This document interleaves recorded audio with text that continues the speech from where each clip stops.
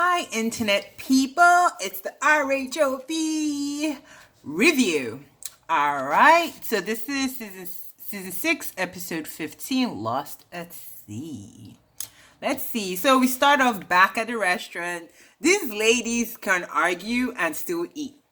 I love them for it. They never cut their meal short because of anything. Like they still eating. Wendy is sucking her shrimp, living her life. Giselle is side eyeing Wendy because Wendy is basically paying her dust.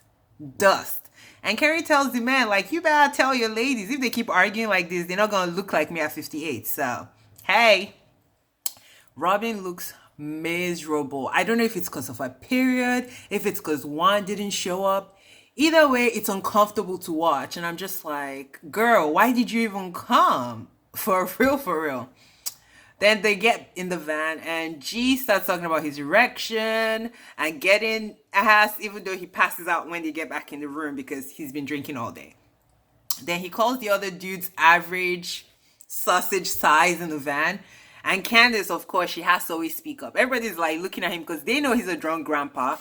But Candace is like, oh, he's is not average. He got a brown peen, blah, blah, blah, blah, blah. And G is like, brown? He's a white guy. What are you talking about? Exactly. Then Chris gets up trying to whip his brown peen out. And I'm like, what is going on this van? And Candace almost like smacked his face upside down. So he sits back down. Eddie looks proper traumatized by G, by Chris. Is like, what is all this penis talk? And Dre has his face buried in the chair in the back. I will need Dre to give us a little bit personality. Just a little bit. He doesn't have to act like G, but he's just so silent that I don't even, his voice evades me. Then, let's see. Ashley is feeling so high and mighty for someone whose husband was cut smacking a man's butt, being suggestive, cut sending pictures of his peen to someone else, jumped off a boat naked when he first met the people, cut in a hotel room with another woman. Like, I would be quiet, Ashley, on the husband judgment because your husband doesn't represent anything at all. And trust production, they roll the tape. Roll the tape! Anyway, they get back in the house. Chris and Candice are drunk boots. They're having like a drunk conversation. I've had one of those before.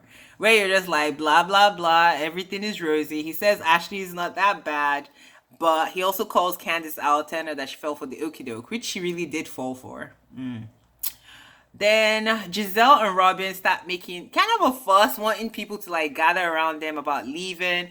And no, they don't tell us where they go to because I think it was a whack hotel. Because if it was some Ritz-Carlton, they would have told us. Anyway, they're making all this noise. I don't have a bathroom. You came late. First, you said you weren't even coming. So why would people accommodate people that are not there? Then you show up late, nasty, angry. And I'm just like, y'all just go. Then Ascali is trying to talk them out of leaving. Mia also chimes in. Then Robin gets a little loud. I can't stay here with all these men. You knew it was a couple's trip, so they were gonna be men. Deal with it.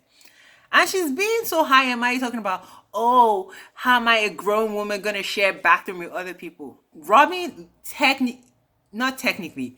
Robin lives in a townhouse, at least now, until she builds the single house. We know next season she's gonna be in the new house. So I'm sure in her townhouse, which she's lived in for years, people have shared bathrooms. Like, I don't understand. Like, are you putting on for the show? Because I need these women to be humble. Like, this is too much. Anyway, Wendy sees them leaving from the room, and Wendy is like, girl, they put in 10 on 20. Like, nobody has time. She and her husband go to bed. Then the next morning, Mia is complaining of the lack of luxury. She doesn't have turn down service. She doesn't have chef or maid service. Girl, I agree though, because usually the trips, they at least have like, a chef, like a cleaning person. I don't know, something. So I agree, but I think Mia was being extra. Like, girl, you've been here 24 hours. If there was turn down service, you would have seen it by now. So, miss me with the B. Anyway, let's see. So Michael, the couples and everybody is kind of calling their families, checking on their kids. Michael calls Dean a bad boy, and Ashley is like freaking out. Don't call my son a bad boy. You know, new age parenting. You can't say nothing to kids no more. But I'm super old school. I didn't think it was a big deal. If he's being bad, tell him he's being bad. So, but I know the new age. You can't even tell them if they're a boy or girl. They gotta figure that out later on. So, it's all new to me. Let's see. Then Ashley calls Giselle. And Giselle is still moaning. Wendy didn't give a crap about me. Wendy didn't say anything to me. And Wendy is at earshot. So Wendy is like, you're lying. I did talk to you. Then they span back to Wendy welcoming them, telling them where the amenities are, even though they were unhappy about it. But Wendy did welcome them. And she's like, Wendy is so bitter. No, she calls her angry. And I'm just like, how is she angry if she say you're lying? Like, Giselle is just mad that Wendy's paying her no dust. And she's mad that Wendy's reads were real to her and Robin. Like, they are so shook, they can't even come for Wendy anymore. Like, Wendy put them in their place. Then Ray arrives, bringing some sunshine with them. Then, let's see. Everyone is kind of complaining. Karen is like, it's kind of cold. I don't really want to go on the boat. Candace is hungover boots. And she's like, I don't really want to go. So it's like, people really don't want to go on this boat ride, but they still go because I guess they had already paid for it. And it was like, it's going to happen. So Karen tells Ray about everything that's been happening. The bandits arrive. Giselle is still waiting on Wendy to acknowledge her. And Wendy is like, bloop, bloop, bloop, bloop, bloop. I don't see you. Hateration. Wendy is like, I have free babysitting this weekend. I'm enjoying me and my husband. Like, I'm not going to be taken down to a sunken place with this woman. Then Ray sees Giselle and he's like, oh my God, what happened to your foot? And Giselle is like, I was fussing with your wife. And Ray goes to Karen talking about, Giselle is saying you hurt her toe or whatever, that you broke her toe. Why did you miss the neck? I thought that was super funny. I was like, yes, Ray, get her. So they get to the boats, just, being basically fraternizing. Then Robin and Ascali go down. I guess they go to get food or drinks or something. Ascali is like, peacemaker. Are you just not liking Wendy? What's going on? Are you never going to talk to her? And Robin literally wants no smoke with Wendy. I think Wendy struck a nerve with whatever she told her. She's just like, I feel like every time we talk, it's combative. I just don't want it, blah, blah, blah. So Ascali is like, okay, well, like you got... Then Mia is down eavesdropping. Mia goes up, runs to Wendy talking about, Wendy... Robin says you've changed since last year. Wendy's like, yes, I've changed. It's called evolution, or evolving, not evolution. Evolving. She should evolve too. If you're the same person from last year, that means you did not evolve, and that's not growth. Which I totally agree with. I think in life you must evolve, whether it's minuscule or large. Like, as time passes by, you should do something different than you did yesterday, to improve yourself, So I agree with her, but that's not exactly what Robin says. So Robin comes up and they bring it up, of course, in conflict mood. And Robin's like, I didn't say that. And she says what she said. And Wendy's like, that's not what you said, Mia. Then everybody kind of laughs. It kind of breaks the ice just a little bit. And they're like, Mia does not know how to play telephone because she just basically writes history. But I don't think that's true. I think Mia always says whatever they say, close enough. She might rephrase it, but the intent is what she delivers. And I agree. So Wendy and Robin, I think Ascali is trying to make them talk. And when Robin is like, well, I just don't have anything. And Wendy's like, well, you meet people where they are and you position them basically in your life. And that's it. She's like, next.